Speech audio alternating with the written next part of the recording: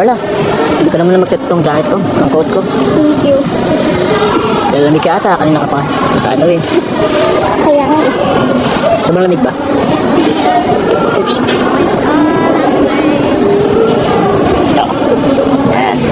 Okay na? Thank you. Ay, grabe. Ganda mo talaga, Carla.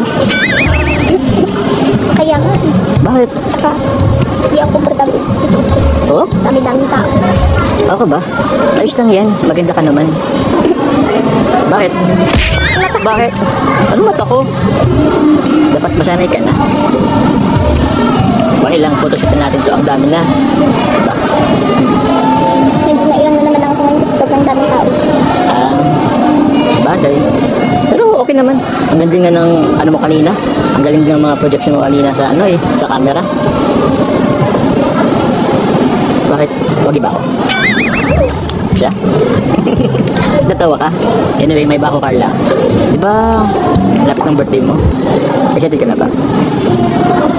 Hindi ko alam. Hindi naman ako nag-expect. Tsaka, 20 na ako. Nakaya na din sa mga sponsor. Okay. Ang dami na nilang ginagastos para sa akin. Kaya nga eh. Kung ako lang naman is, ano na, wag lang celebrate. Okay na. Kaya nga eh, ako din naman eh. Kaso, yun nga sabi nila is, yun din naman kasi nagpapasaya sa kanila eh. So, hindi din naman natin mapipilit na, tsaka deserve mo naman eh. Deserve mo naman ng ano, mag-arang birthday party.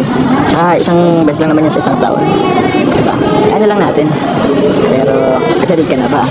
Kung tanong, hindi mo na alam. Grabe, ang bilis ng panahon ano? Nakailan na ba? Parang magtatatlong beses na akong mag-escort sa'yo.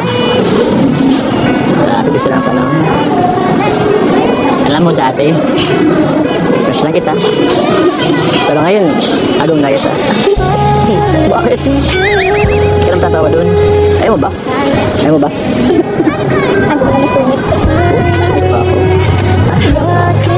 Hindi ah. Tara na, let's go. Sa labas. Saan tayo? Bantay na din sila ate.